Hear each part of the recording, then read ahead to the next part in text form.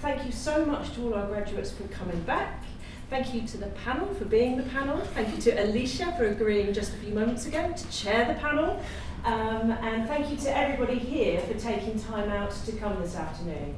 I think all our programmes are represented. I can see CLM, I can see animation, audio production, FTV and media production. So that's fantastic. And we have got someone for all of you here amongst the grads. Most importantly are the kind of tips, advice, tales of woe and success that will come from both the panel, but also we've got graduates here amongst the crowd, and afterwards when we finish around 3:30, there'll be time for you to chat with as many of them as you would like afterwards. Everybody with their badges on, which is great. So yeah, my job is simply to introduce this afternoon. This is, I think, our 4th Meet the Grads, and our 2nd this year. So yeah, we're really kind of ramping up the occasions that we do this, because it's so important that you guys towards the back there have the opportunity to find out what kind of opportunities are on offer for you when you finish, whether that's further study or going out into employment, setting up your own business, being freelance, whatever that is. So please, it's over to the panel, but it's over to you. Please make the most of this opportunity to find out all you can about life after Lincoln. Thank you. Hi, I'm Alicia. We're going to do a quick sort of introduction of each of us, because we all come from completely different backgrounds, graduated in different years, and then we'll just open up the floor to any questions that you might have. So I graduated last year in 2013.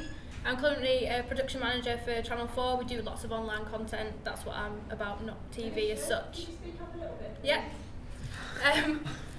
When I first left Lincoln, I went in a marketing company. I then worked for Channel 5 and Garden Productions as a runner. And then worked at Warp Films in the post-production office for 71, the new film that's come out.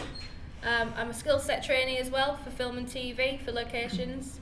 And then I was the first AD for Evan Apache on their book trailer God of Vengeance, and now I work for Channel 4, freelancing, bits of writing, stuff like that. My name is Ashley Wilkes. I graduated in September, so not long ago.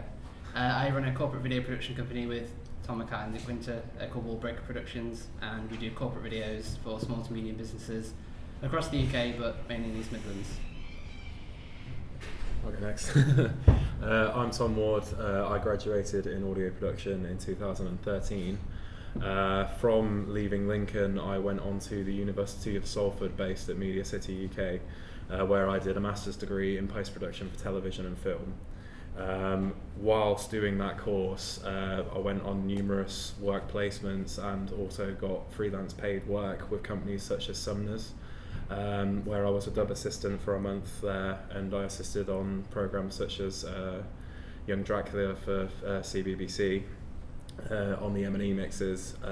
From there I went to Timeline Television, where I was just a general assistant and runner, and I also assisted with the ingest department on numerous different documentary shorts and CBBS and CBBC programmes there.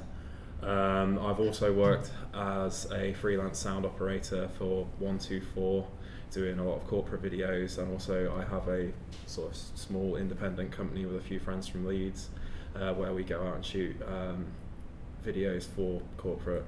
One of the most recent one was advert for a company called the IceCo, and that's pretty much me. I'm Tony. So I graduated a lot earlier than some of these guys, 2003.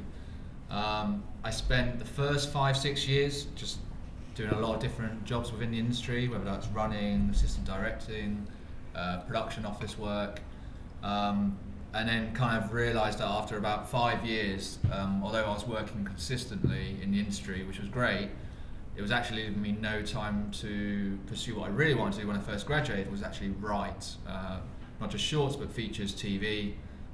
So at that point I started saying no to work, which is risky, but I wanted to free up more time to actually go in the direction I wanted to go.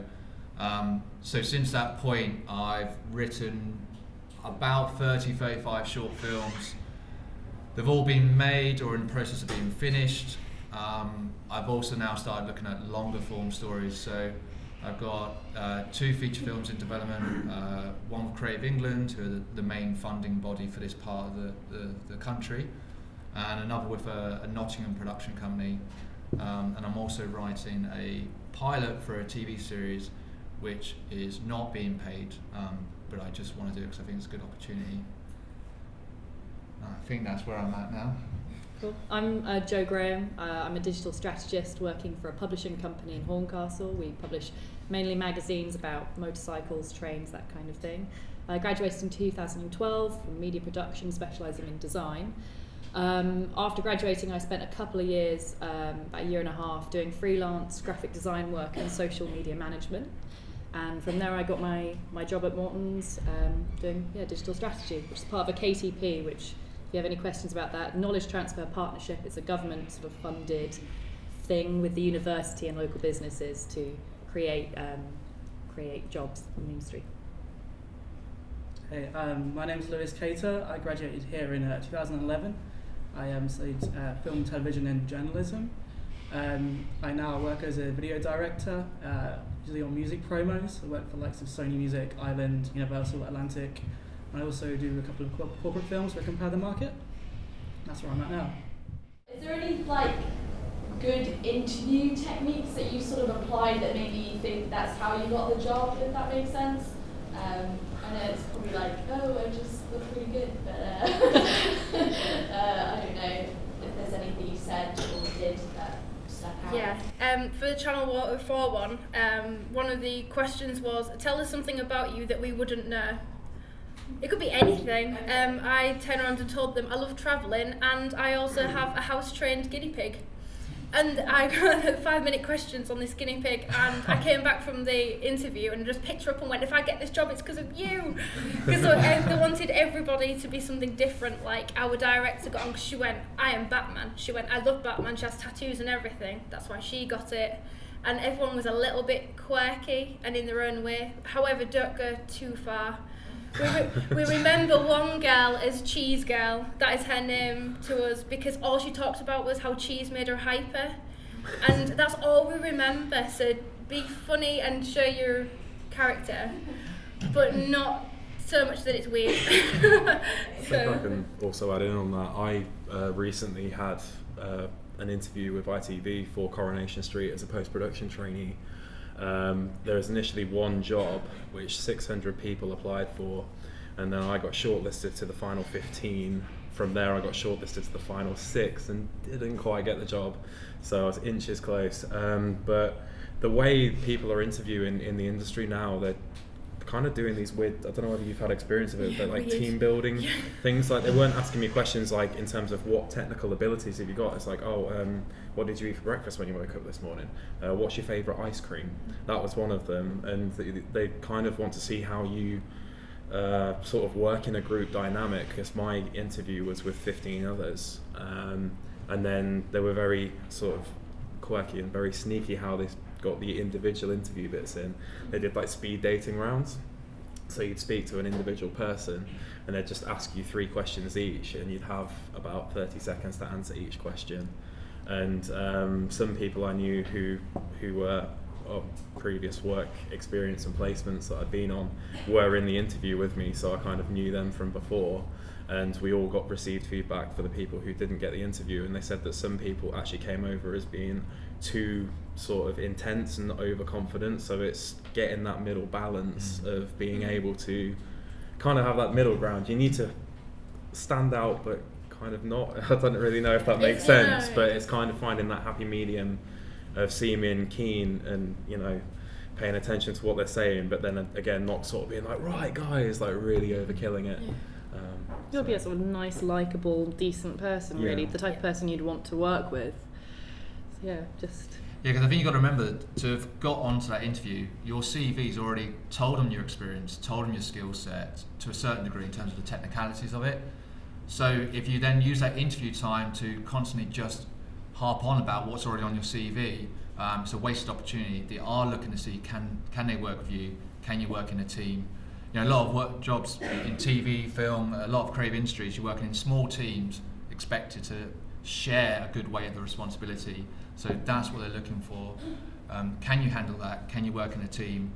And just don't waste the opportunity to get across stuff that they already know about you on your CV. Make sure you showered and smell nice. Yeah. That's something I've had interviews with people before, and they did not get. ITV and Channel 4 are big on their assessment centres. They are very. I've been to quite a few ITV ones and Channel 4 ones, and it's a full day of intense. We had presentations to do. We had group tasks, and one of them we were supposed to be disconnecting a pretend bomb that was supposed to be going off. Nothing to do with I TV. had to act in my interview as well. And we had even though to I've never do. done drama And then you before. have your own individual interviews and. I was told on entry-level jobs, it's not so much about the skills you have, but if you're a likeable person, and if they connect with you on a personal level, you are more likely to get the job, basically. So yeah, just be yourself, because they can tell when you're not being yourself. So. Unless you're not likeable when you Yeah. be yourself. Yeah. Don't know what we can do about that. Really.